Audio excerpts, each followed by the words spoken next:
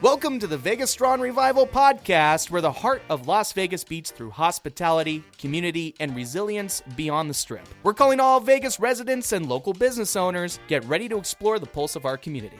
We aim to uncover the unspoken truths about our local services, venues, and businesses, discussing what's amazing, what needs improvement, and how we can uplift each other to enhance the Vegas Strong spirit for everyone in town. We appreciate you embarking on this journey with us to reignite the Vegas Strong flame, making our city not just a destination, but a more loving and hospitable community. Before today's chat, we invite you to subscribe or follow and connect with us on our Facebook page. We release new episodes every Friday, so you can count on us for your weekly fix of hospitality reality. I'm your host, Warren Sprague, joined by the podcast queen herself, Britt Whalen, founder of LaCritique. Now, drum roll. Let the show begin. Warren, you're such a pro at this. Fabulous intro, and happy Thanksgiving. I have to know, what's your favorite dish? Happy Thanksgiving to you, my friend. It was tremendous, and I thank you for asking. My wonderful girlfriend Tiffany and I have attended 2 meals and a game night as of the release of this podcast, and I have to admit that it was really nice remaining in the valley for the holiday for a change, and I'm pretty stuffed at this point. I bet. My favorite dish is 100% candied yams, for the record. Truly a must-have at the holiday. I could have eaten a lot more of my vegetables when I was growing up if my mom had put marshmallows on all of them. Oh my gosh. Just saying. Oh, and shout out to canned cranberry sauce, folks. In my family, we do have a quote. If it ain't got the lines, we ain't got the time. Oh my gosh. How was yours, Britt? Any standout dishes in your mind? Well, I love that. And my sisters all love the canned cranberry too. It's not really my thing, but since I consider myself a foodie, I'd have to say I'm most particular about the gravy. My grandma's gravy recipe, guys, OMG. I'll sadly never be able to make it as good as she did. Gravy makes the mashed potatoes. I'm a firm believer. It makes everything.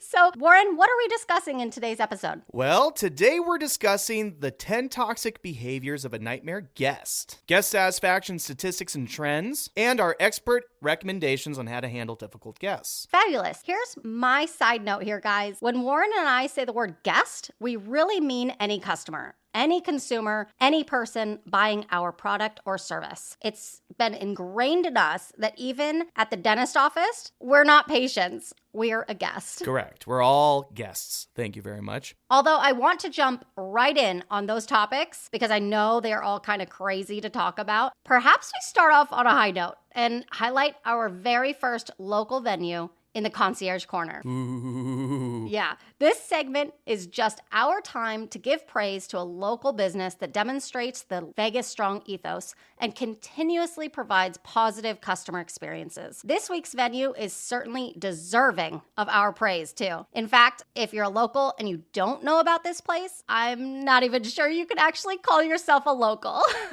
Just kidding. Kind of. Ladies and gentlemen of Las Vegas land, please lend me your ears. For today, in this first fine example of our Concierge Corner segment, I bring to you a venue that has risen from the humble beginnings, serving its seating capacity of just 12 Las Vegans all the way back in 1992 to being a locally recognized, outstanding eatery that services hundreds of thousands of hungry guests each year. I bring you a restaurant so beloved that TripAdvisor and Zagat have both claimed it to be among the absolute top tier of Italian eateries across our valley. And you know how much we value and love our Italian cuisine. I bring you none other than Nora's Italian Cuisine. Oh my gosh, I love Nora's. In fact, I was just there on Tuesday night. So I'll give a little shout out to my 2 favorite mixologists, Norman and Braden. Hello, Norman and Braden. Thank you for all you do. And why am I not surprised you know some of the staff there? I'll tell you, it took me just one visit with a gathering of friends back in 2019, if I'm not mistaken, to realize how special Nora's truly is. Elegant but not gloating, open but not empty, simple and truly so approachable. I fell in love with Nora's pasta menu that just won't quit, their patient and pleasant wait staff, and an atmosphere that is as warm and as inviting as the Vegas sunshine right at the turn of March. That's perhaps our one good week of spring weather, so I totally respect the comparison there. I thought you might. And in all seriousness, though, we can very easily return over and over again to Nora's because every aspect of the menu inspires a return visit. One could easily garlic bread or appetizer their way, way to a full stomach, of course, with standout suggestions like the calamari fritti, truffle fries, and Italian chicken fingers. I also suggest the grilled octopus appetizer with chickpea puree and a little bit of lemon oil. Oh, so good. That sounds amazing. It's always wonderful to try a decadent and less often offered protein like octopus or branzino, if you ask me. And branzino is definitely a highlight on the menu as an available entree. I'm becoming a tremendous branzino fan, I really must say. Yeah, I see you're in a seafood mood today. Let me tell you guys, I often judge a chef by how they handle their scallops. And I often judge an Italian restaurant by their linguine and clams. Seriously, such a simple dish can say so much. And Nora's preparation is simply fantastic. I know. It's amazing. But that's not to sleep on their ribeye, their bone-in veal chop parmigiana, or their chicken Milanese that comes with a plateful mint pesto on its plate that is entirely atypical and totally awesome. And if I shift gears for a moment away from the food, which I have to admit is challenging, I just love the story of Nora's and how family-oriented they are. Nora and Gina Morrow even have private dining rooms named after them there. And even though the ownership passed down to Marcelo Morrow, you can find family members in the restaurant quite frequently. Okay, I feel like I have so much to say, but I need to preface it a little bit for those who don't know me. So you and like all my friends know I struggle so much dining out because I'm like next level detail oriented. When I go to a venue, guys, literally any venue, I see everything. I know if the parking lot was clean of debris or if the main entrance door was difficult to open. I know if the glassware is clean or not. I know exactly the words the hostess and server first greet me with. Not to mention if the food is the accurate temperature and if the bathrooms are maintained throughout my time there. I don't believe in perfection though. I will always find those spaces for improvement. Therefore, a venue to get my praise is actually like really meaningful. You could totally say that again. Yeah. Now that I've explained all of that, I have to tell you guys, it's no secret that Nora's management values the small details. And what I mean by that is they never set a glass down without a napkin under it. They create authentic and flavorful dishes with quality products with consideration on how they are presented. And the sauces. If I could eat their vodka sauce on literally everything, I would. Yeah. Totally delicious. I'm with you. Ridiculous. Little things most people don't recognize are the purse hooks at the bar, or the accurately placed lighting, the music selection, and the perfect volume. Such an important thing. Or the fact that they go out of their way to make the outdoor patio enjoyable no matter what season it is. They still present a paper check in a black vinyl folder, and even the bathroom sinks demonstrate thoughtfulness and consideration. Wow. I gotta know a detail to that. Is that too much to ask? I wouldn't say it's too much to ask, but this episode's really long, so we gotta keep going. Just curious. I would say let's leave everyone with a little teaser there to go check it out for themselves. Cool. I love that you mentioned the bone-in veal chop parm, because that's actually what I ordered on Tuesday night for the first time. And it was absolutely wonderful. And the guests all around us just kept eyeing it and asking us all these questions. Yes. It was really fun. Get the other diners jealous of what you got. Exactly. I agree with you. The dishes are just so good. It's difficult to find something there that doesn't excite you. Even my vegetarian girlfriend can choose the vegetable misto, the butternut squash ravioli, a wealth of pizza varieties, of course. Pizzas all over the menu there. You can build your own. Or even the Nora itself, which is actually one of the house salads consisting of baby mixed greens, roasted bell peppers, chickpeas, tomatoes, and a little bit of balsamic vinaigrette to cap it off. We're still hungry, right?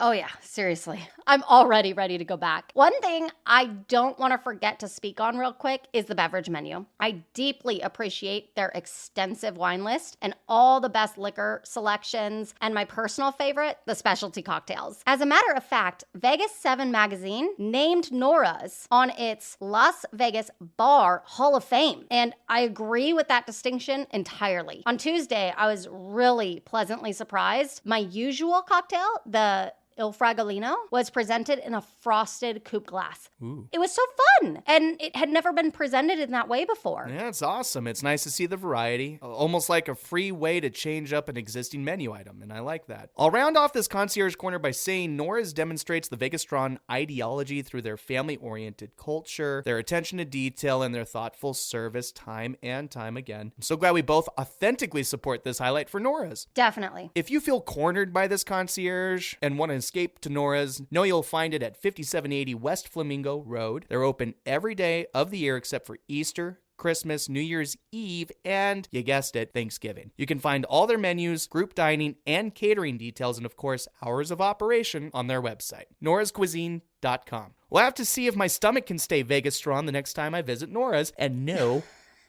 I could not wait to use that line. Oh, Warren. I think we've both said a bellyful, or rather a mouthful, on this segment. But since it's our first one, I hope our listeners will forgive us for going on and on about it. Well, we do have the absolute best listeners. Sincerely, thanks for all your listens here in week 1. Moving into week 2, I do want to share that coming up next on the Vegas Strong Revival, Britt and I will dive into our main topic of the day, which are nightmare guests. Or rather, the nightmare habits of guests that keep us up at night long after our shift has ended. But first, Britt wants to tell you a little bit about the LaCritique Concierge service. Guys, I really hate sounding salesy, so instead of an advertisement, think of this as our announcement section. We are cordially calling all holiday warriors. With all the holiday craze, when was your last adrenaline adventure or blissful pampering session? How about a golden night out on the town with your favorites? That sounds super salesy. Gosh, guys, I'm sorry, I'm trying. LaCritique firmly believes in a life full of experiences rather than possessions. So let us help you live it up, or maybe even spread the love by gifting experiences to others for the holidays. Client gifts, hint, hint, wink, wink. LaCritique Concierge Service is your personal assistant to making the best memories around town without the stress. We handle all the planning so you can keep your quality time focused on family and friends. This service launches on Monday, December 11th, and we've curated 3 awesome packages designed to fit every budget, so no one misses out. Limited subscriptions will be available, so we recommend getting on the email list now to receive direct updates. You can sign up at LaCritiqueLV.com/concierge, or of course, you're welcome to call us at 702-723-2343 with any questions that you have. We are a local business, new to Vegas, so thank you in advance to anyone who signs up. It really means a lot to us. Now back to the show. Britt, I think you and I have both been in the hospitality industry for so long that we've become a bit numb to nightmare guests. And almost immediately after the interaction is over, we just mentally erase the interaction and move on. Yep. So, do you remember any one particular guest that would help our listeners connect with the definition of a nightmare guest? Because I racked my brain and I couldn't remember any that were appropriate enough for me to put on the air. Fair enough. I really do have a terrible memory for really bad things, but I'll never forget this one night working at a hotel front desk early on in my career, before I became numb. It was a swing shift, and a bus had just transported guests from the airport to check in for a conference. Naturally, a long line formed in the lobby, and there were 3 of us at the desk to check in, somewhere around 35 guests. Oh, man. Yeah. I don't remember her name, but let me tell you, she huffed and puffed while waiting in line, voicing loud enough for everyone around her to hear, "This is ridiculous." I was already dreading her arrival to my counter, Warren. Oh, yeah. I just knew it was coming. Mm-hmm. And she waltzed up with this wave of entitlement that could rival royalty, then demanded a suite with a strip view, and not just any suite, of course, the top floor, right? Yeah. And up to this point, I was thinking she was just another HMG code, which, for those of you not in the industry, means high maintenance guest. Yeah, I needed that one too. Thank you. No, this woman went way beyond the HMG code and insisted on a personal chef. Oh my God. For the next morning and throughout her stay. A specific brand of imported bottled water that we didn't even carry, and a 24-hour access to the pool and the spa facilities. So as I explained to her the pool and spa hours as professionally and politely as I could even think to do, she just profusely checked her diamond-studded watch as if time itself bent to her. And then out of nowhere, Warren, she lost it. Oh my God. Started yelling at me and demanding a manager and saying I was taking too long to get her checked in. Internally, I was so confused because it was beyond all comprehension. But I was honestly so relieved to go get the manager on duty. Yeah, I would be too. That is such a serious Vegas strong fail.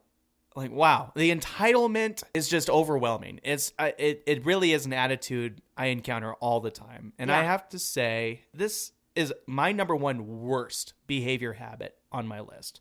You have a list? Of course. I came prepared.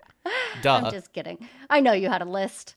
So, just to clarify, this is a list of nightmare guest habits, or rather, their behaviors. Yes. Okay, let's hear it.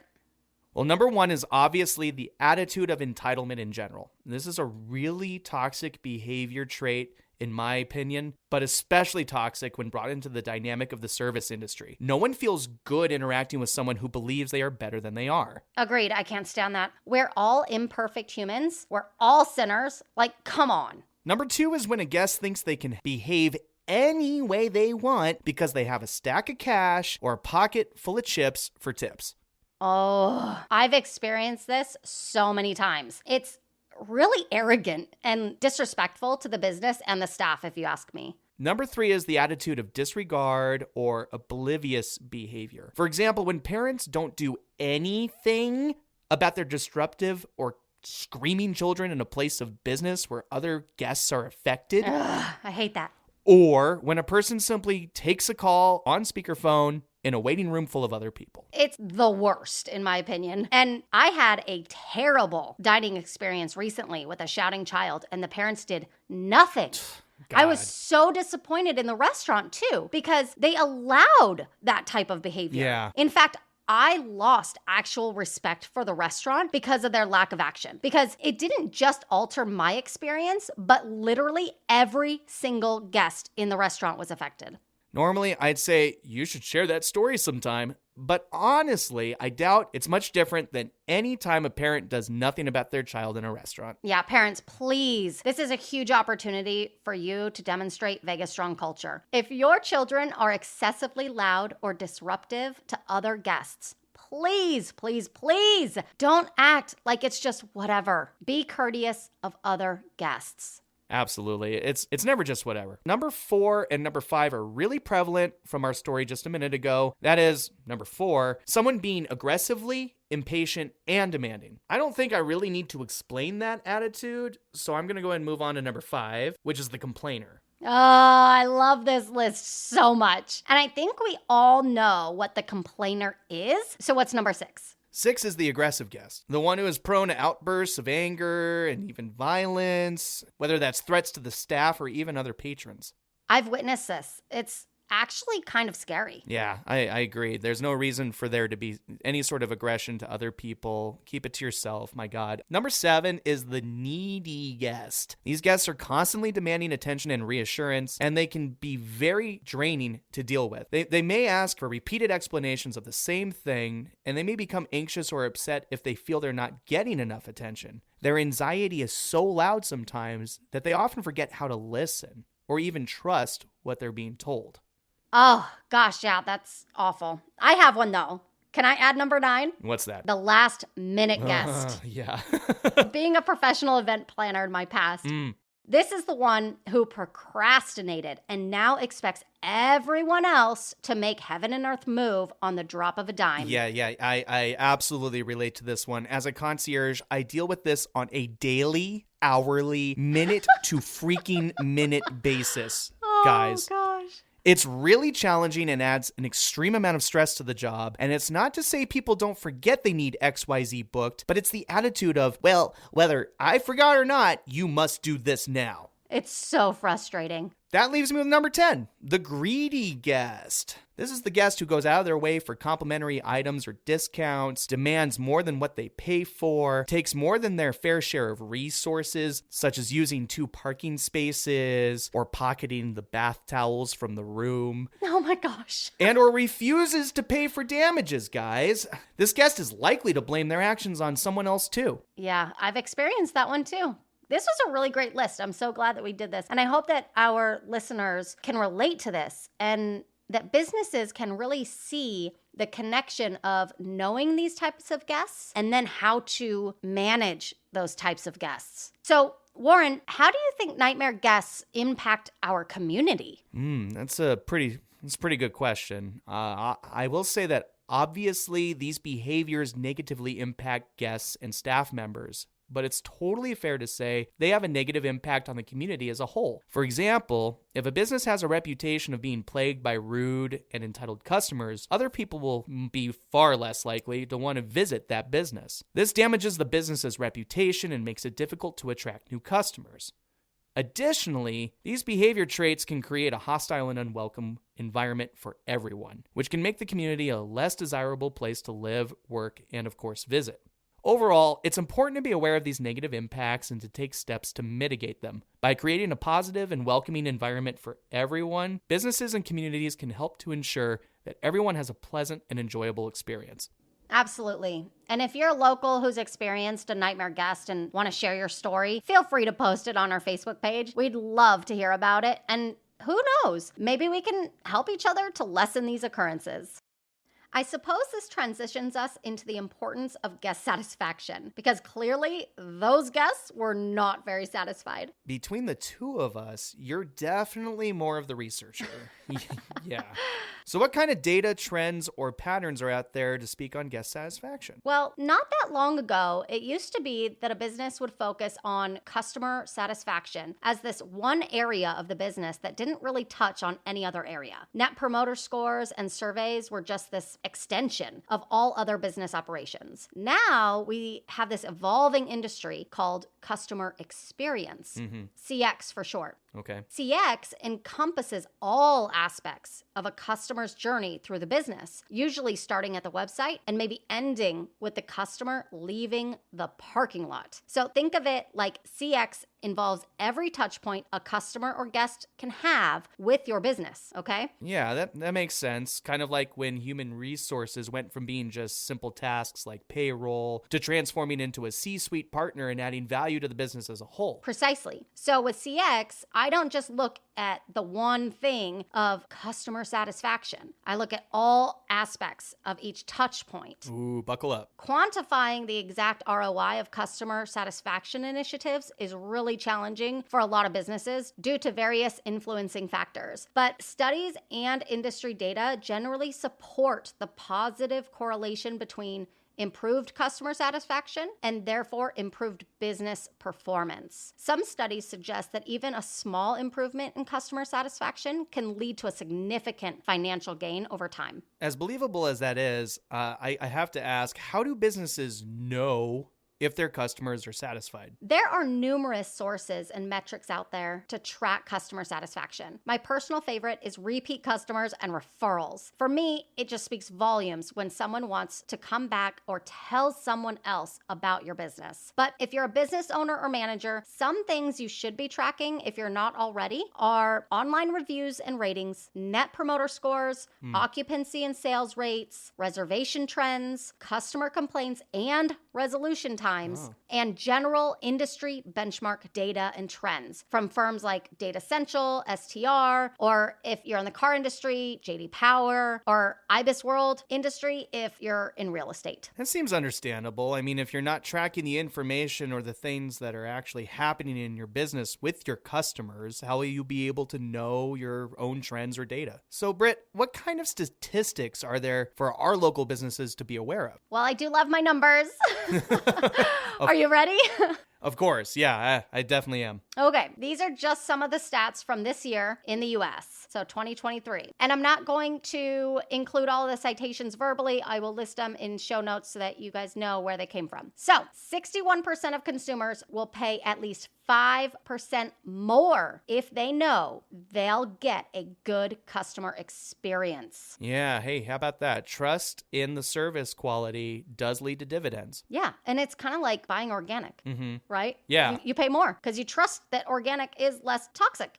60% of consumers have switched brands due to a negative contact center experience. Oh, yes. Or any experience over the phone. If it rubs you the wrong way, you're out. It really is pretty understandable that might happen. Yeah, I'm that way. 70% of brands see a direct connection between customer service and performance. Definitely seems like a no-brainer. I just wonder what the other 30% of brands are thinking. Right, yeah. I mean, it seems like they need to go back to business school if they're a little confused on that one. 80% of consumers feel more emotionally connected to a brand when customer service solves their problem. When the company sweeps in and makes everything better, it's like creating a bigger dopamine rush, I would say, probably for the guest. And Yeah, it's that makes sense. All right, 39% of consumers have less patience today than they did before the pandemic. This seems like it should be so much bigger in my mind. Like, Yeah. I think we could get away with saying 89, at least in our city, but I find that so not surprising. Yeah, this is in the U.S. as a whole, so maybe it's different here in Vegas. 54% of consumers say brands treat customer service as an afterthought. Ooh, and that's so disappointing. As a matter of fact, it's a pretty good indicator of why we wanted to start the Vegas Strong Revival. We wanted to remind everybody that customer service should not be the afterthought. Perfect connection there. 56% of consumers say most companies treat them like a number. Ooh, shake my head. I don't mean to brush by the medical field, but my family especially, as they age, feel like numbers. We cannot go into the medical industry right now because I'm with I you. have so much to say. We have enough to deal with in hospitality. Carry on. Okay, only 59% of customers trust the brands they interact with. I wonder how much of that is just born from what we've been through in those recent years. Maybe trust is just hard to come by in general. Interesting. 62% of companies don't respond to customer service emails. Oh my God, that's a shocker. Yeah. If I only replied to 38% of my emails, I'd be out of the job. Yeah, it's crazy. 87% of customers actively avoid buying from brands they don't trust. Yeah, it could be so easy to lose trust, as we've been saying. 90% of CX leaders say customer expectations have increased to an all-time high. 90%. And I agree. I think expectations have definitely risen. That super duper tracks. Yep. 74% of consumers feel brand loyalty is about feeling understood and valued, not about discounts and loyalty perks. I almost feel like when somebody's taking the survey and that question comes up, they're like, I really do like my discounts and perks, but I'll go back to the real human, the soft needs, right? Of being understood and valued, because that's, I think, what they would want me to say. Right. Okay, just a couple more. Companies that lead with CX personalization have increased their revenue by up to 15%. Ah, there it is. Yep. And personalization being the key word here. Personalization has a really strong ROI. Customers want to be seen as individuals and provided with experiences that matter to them. Investing in CX not only improves the personalization, but also customer loyalty and retention on top of revenue. Makes sense. I love that statistic personally. Go CX. And last but not least, only 79% of executives say digital customer experience is extremely or very important. Oh, meaning wow. there's 21% of executives who don't believe in this. My mind is blown. It's crazy. And crazy indeed. Crazy like all of these amazing details that you packed into this segment. I have to say, I really didn't see this coming. And I hope our listeners are just as impressed with the analysis that you just shared as I am, sincerely. Your data-oriented details are honestly amazing. Thanks. I did a lot of research. The best thing I can say, though, about all of this is that the business environment is changing and evolving all the time. Leadership of any business should be educating themselves on the CX industry and its value as an active ROI contributor. And last, I'd just like to add here that leadership should always continue educating and training their staff. If staff isn't aware of their own performance trends, how can you expect them to truly excel? Absolutely, which segues perfect into our last segment, which I think is my favorite, Warren. It's the solution. It's the how-to on dealing with those difficult guests. And I love fixing a problem. Don't we all? Let's do it. There's clearly so much to be said about the impacts of negative customer experiences. So what personal recommendations do you have for business managers and staff in dealing with these difficult guests? My bread and butter. Thank you. I really appreciate the acronym I learned quite some time ago at this point. LEAP, L-E-A-P, which stands for listen, empathize, apologize, and provide a solution. Oh, I like that. Say more. Yeah, listening is not strictly hearing a customer's words come into their ears, right? There is active listening, and then there is reflective listening, and each are essential. So, if I may use a funny example here to demonstrate what you mean. You are allowed. A guest goes to get their eyebrows waxed, and the technician waxes off a full brow. Oh, okay. Yeah. Oops. Silly analogy, right? But it's not like it's never happened. So, I guess. Yep. The guest is clearly pissed, even traumatized. I'm not going back. In that moment, the active listening is for the technician to hear the guest's concerns and even the very justified freak out, right? And then retain them. Yeah. While reflective listening then voices the concerns back to the guest. I hear you. Your eyebrow was waxed off and you are very upset. Allowing the guest to totally go off if needed and then say their words back to them, this allows them to feel heard. Definitely a key point in starting conflict resolution. Yeah, absolutely. Very correct. If the guest doesn't feel heard, they're not going to trust any action taken moving forward from that point. Empathy is one response that I find is challenging for most people in society in general. This is the opportunity to make the guest to feel understood. Yeah, I'm an empath naturally. I feel everything that other people are feeling, but I know so many people that don't have empathy naturally. So it's really important to learn this skill, in my opinion. Oh, yeah. If we use the eyebrow scenario, the technician might say something like, I completely understand why you're upset. This is not our standard of service. Absolutely. Next up, though, you're going to have to apologize. And I think apologies can be tough for a lot of people, too. There's so many ways to approach an authentic apology, though. We got to be kind of careful here. With the legal environment that we all live in, I know businesses who actually train their staff never to say the words, I'm sorry, because it can implicate them in the blame. Therefore, I'm a fan of using common sense on this topic by knowing the situation thoroughly. Right. So it's one thing to say, I'm so sorry to the guest whose eyebrow you just waxed off because that was a direct error on your part. You may not have a positive resolution without those two words. But to say, I'm sorry to the guest who found a hair in their food, it's not going to mean nearly as much because they know you personally didn't have any control in the matter. So sometimes it's better to say something like, I apologize you had this happen, or please forgive us for this situation. Yes. And finally, that leaves us with providing a solution. My favorite part, since I am a fixer. As I am as well. I think a lot of hospitality professionals might be considering themselves as fixers, the empathy we have in our back pocket. And really my suggestion here is to start with, thank you so much for bringing this to my attention and allowing me the opportunity to fix this. And that's such a valuable thing to acknowledge because there's so many guests who may have just emptied their trust and won't come to you to try to resolve the issue in the first place. They've already checked out,